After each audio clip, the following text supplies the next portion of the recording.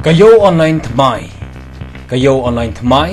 nadong shadong hangni phila banyo baro ki jaitiar play ya ka mobile but install ya ka app ha ka mobile jungphi bantip company phila ru ban phone ha kini ki number kendai lai riu prasan iwei pra not iwei ka sarkar jylla kala Mynjur mentagasi ban Pyntreikam ya ka Swachh Bharat mission phase 2 Bakantop ya ke jingplat biang por ya ke bha syaka sarkar jylla na ke benta ke tekam habakren magila pthai Khubor menteri keterangan boarding James ke sangma ulong baka sarkar Meghalaya namar bakamdan ya ke gram panchayat na ke benta ban Pyntreikam ya ke phase 1 la thau ya ke village water and sanitation committee ha ke bala Pyntreikam ya ke Swachh Bharat mission gramin bat kane ke rukam Trekam konlong ru na ke benta ke phase hag jinglot ke balong khandai 4% na 4% na ke ska pedeng ba ke sarkar jylla hag ju ke por James ulaya thu ba ke kanon menteri jong ke sarkar kala Mynjur ya ke Meghalaya rights to public services rules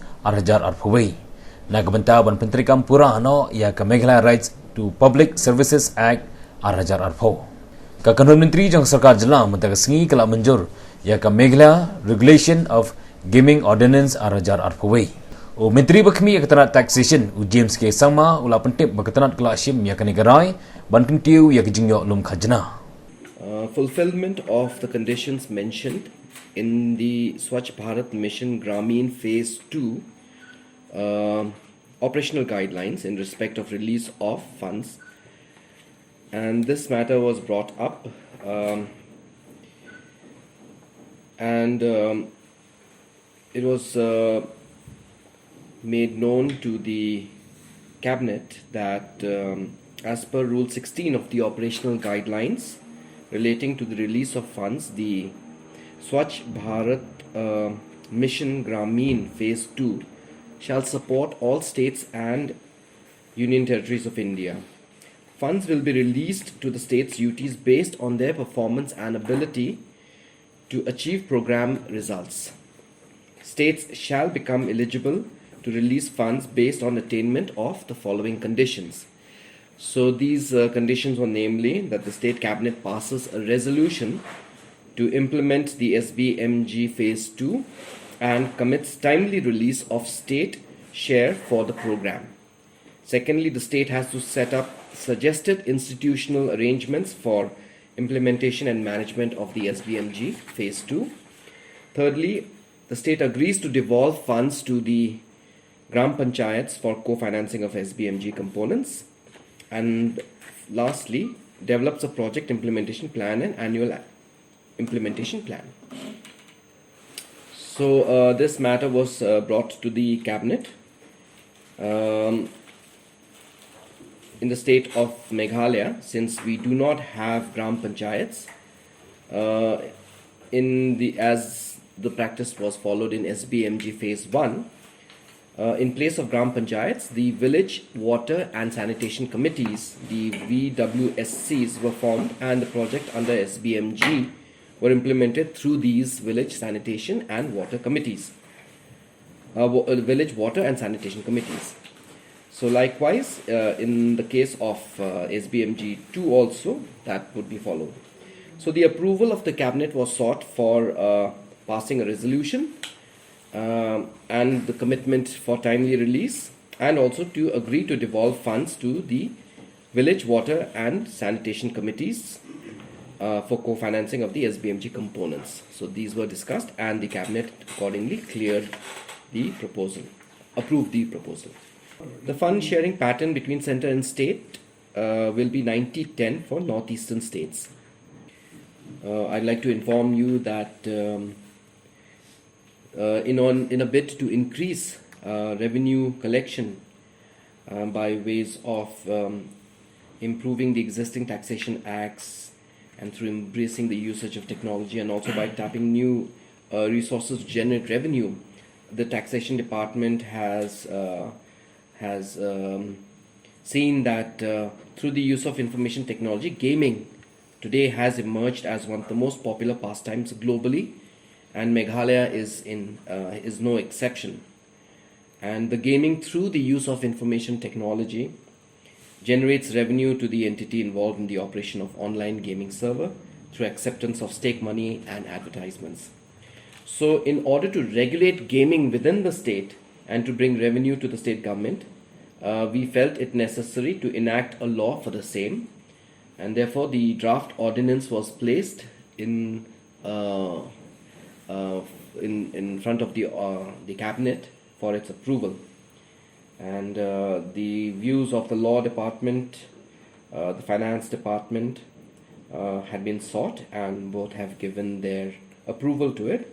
And it was discussed today in the cabinet, and the cabinet has approved the proposal to notify the Meghalaya Regulation of Gaming Ordinance 2021. So gaming, basically, as you all know, is something that is already taking place in the state of Meghalaya.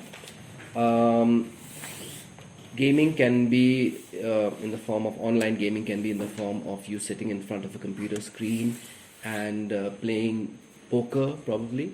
So I'm saying Meghalaya, how Meghalaya is going to get benefit out of it?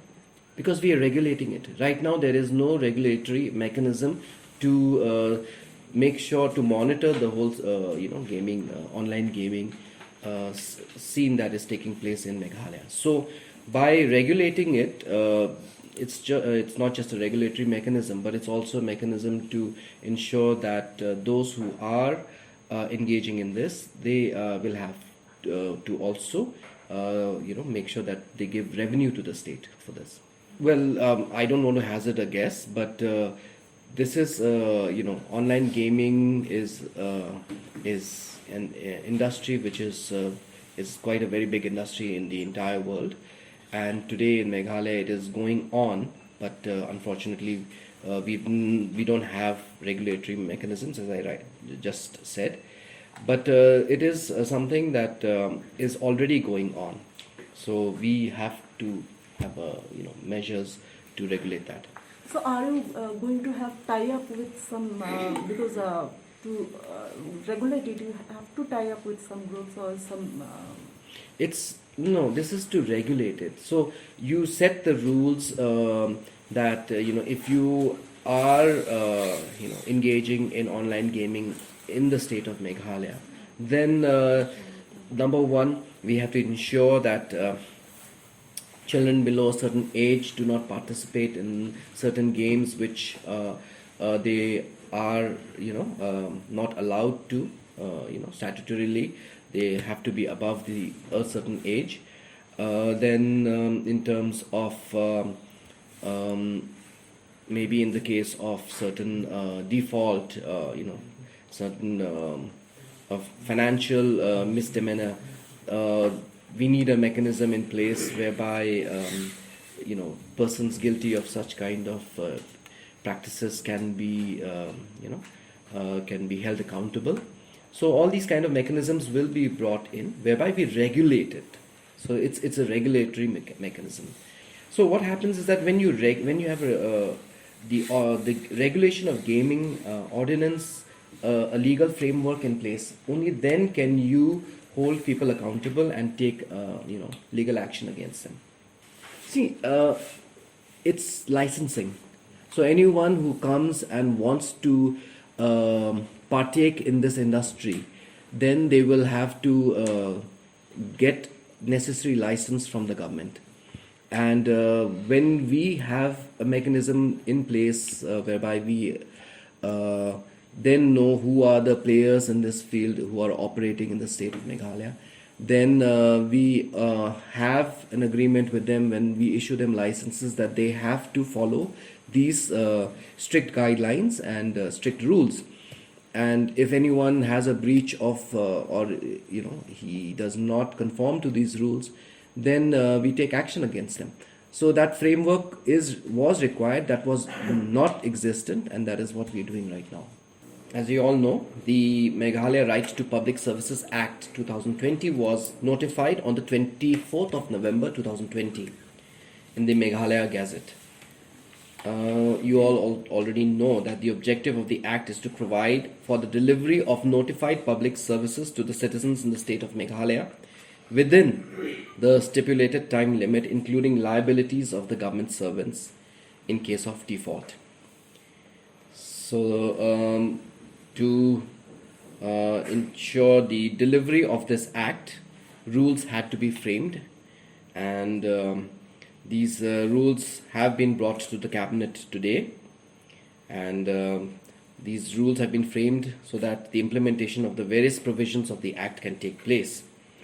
So these rules provide for, namely, one, procedure for filling appeal to the appellate authority and the State Public Delivery Commission, and procedure to be followed by the appellate authority and the State Public Service Delivery Commission in deciding the appeal.